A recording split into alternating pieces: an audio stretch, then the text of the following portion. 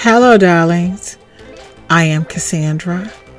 Welcome and welcome back to my channel. Thank you so much for coming. In this video, I am going to do a book review of the book that sparked my spiritual journey and turned my life upside down.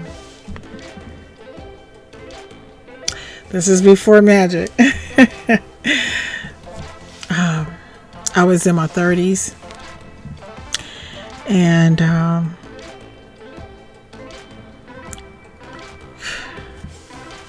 before we go into this book, I think I want to give honorable mention to the book Are You There, God? It's Me, Margaret. I think this is the book that really sparked it all. But I was really young. It was this girl who was writing to God in her diary about everybody having their period but her. And she was wondering when it was going to come. And it was just, I read that book 1,000 times. It was my favorite book.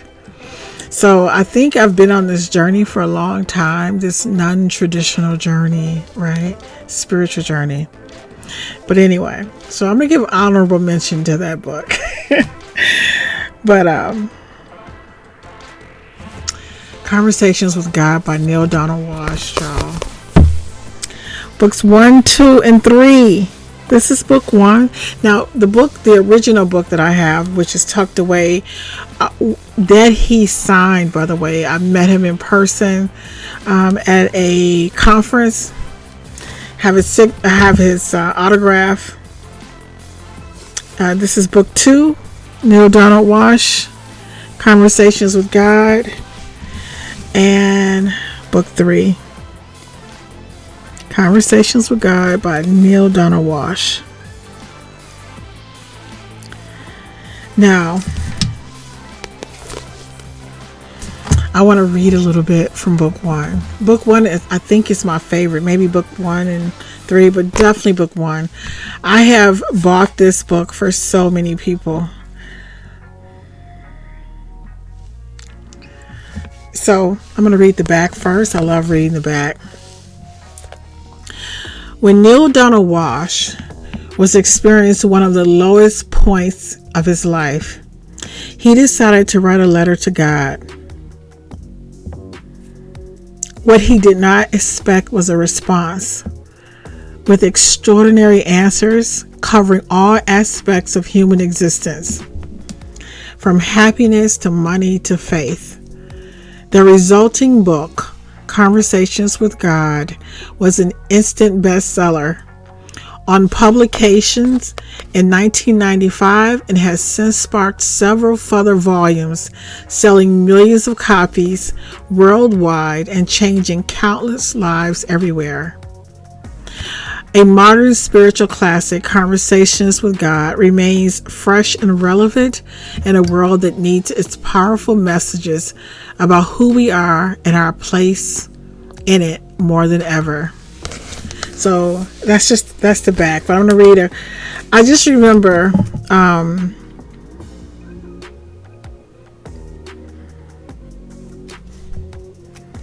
was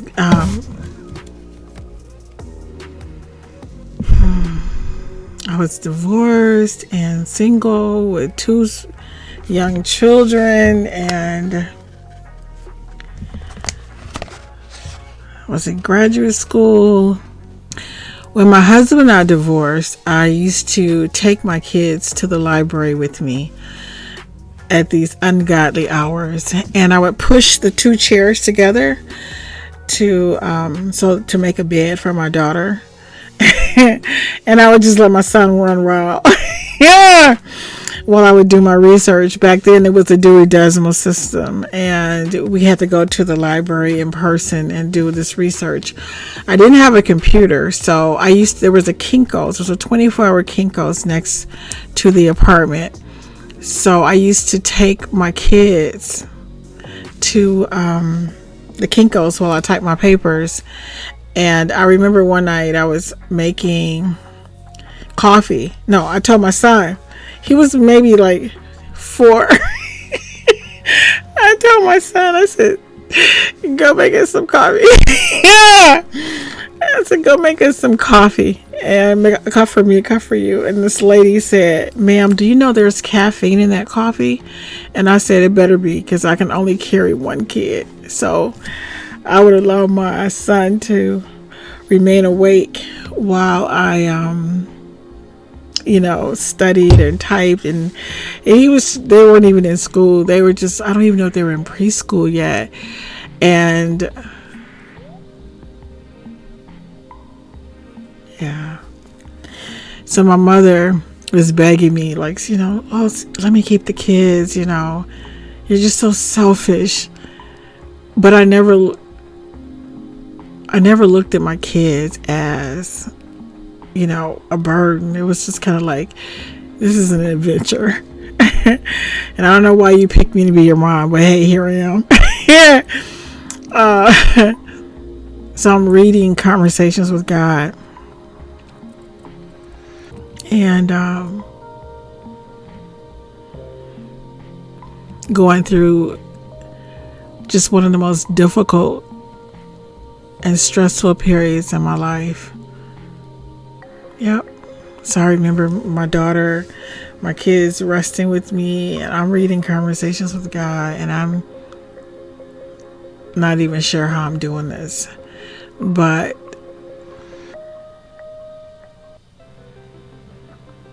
this book just made me feel that I wasn't the only person who was having a rough time. Having a rough time, right? It was just so. Anyway, it was my companion that got me through a very difficult period in my life.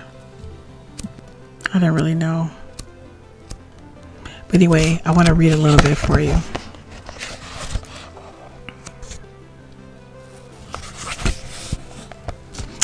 He says, I was very unhappy during this period.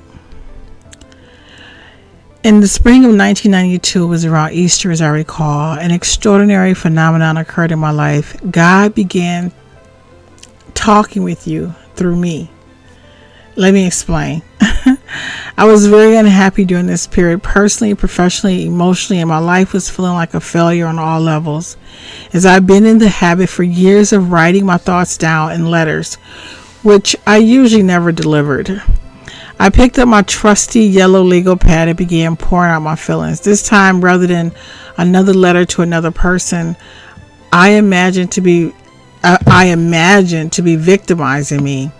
I thought I'd go straight to the source, straight to the greatest victimizer of them all. I decided to write God a letter. It was a spiteful, yeah! I love when people have just these raw, relationships with God. So he says it was a spiteful, passionate letter full of confusions, contortions, condemnations, and a pile of angry questions. I love it. I love it. Why wasn't my life working? What would it take to get it? What would it take to get it to work? Why could I not find happiness in relationships? Was the experience of adequate money going to elude me forever? Finally, and most emphatically, what had I done to deserve a life of such continuing struggle? Okay? Can't you tell this is a good book? I bet there's not a person watching this video who cannot relate to this. To my surprise, as I scribbled out the last of my bitter, unanswerable questions and prepared to toss my pen aside, my hand remained poised over the paper, as if held there by some invisible force. Abruptly, the pen began moving on its own. I had no idea what I was about to write, but an idea seemed to be coming, so I decided to flow with it. Out came. Are you listening? Guys, are you listening? Let me get my little page ready. Do you really want an answer to all of these questions? Or are you just venting? Look, guys, can you see? This is the book that sparked my spiritual journey. My whole wait, what? He said, do you really want an answer to all these questions, or are you just venting? He says, I blinked and then my mind came up with a reply. I wrote that down too. Both. Yeah! I'm venting, sure. But if these questions have answers, I sure as hell like to hear them. Ooh. And then, according to, he said, God answers. You are sure as hell about a lot of things. But wouldn't it be nice to be sure as heaven?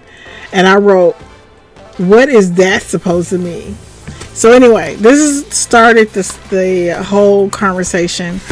I promise you, if you start reading this book, Conversations with God, you would not put this book down. Oh, well, at least I couldn't. I'm sorry. Now, I know a lot of people have problems with the word God. I just have way bigger problems than that. Than that, God is divine mother, all that is. Whatever make you feel less oppressed, or then that's the term you use. And then there was something else I wanted to share with you guys. Oh, this is it. Just briefly. He says, I'm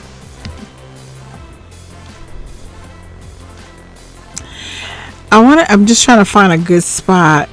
You cannot create a thing that I thought.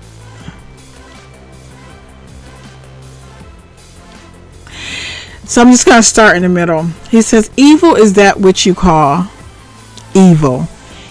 Yet even that I love, for it is only through that which you call evil that you can know good.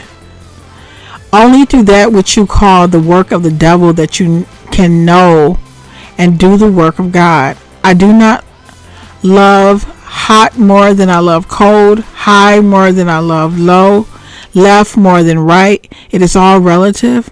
It is all a part of what is. I do not love good more than I love bad.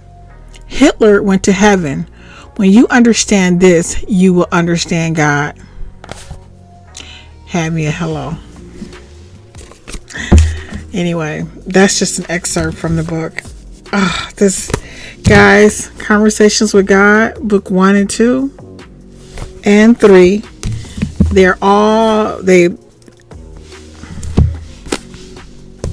This is the start of my spiritual journey that changed I don't want to say changed.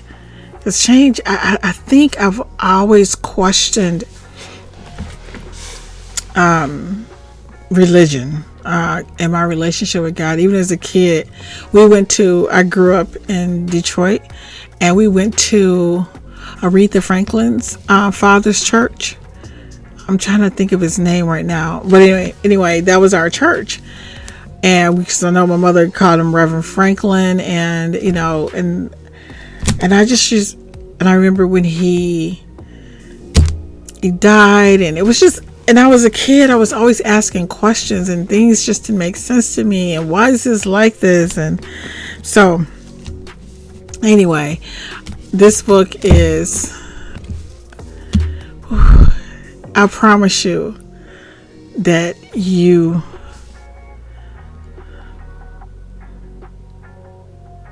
I don't know.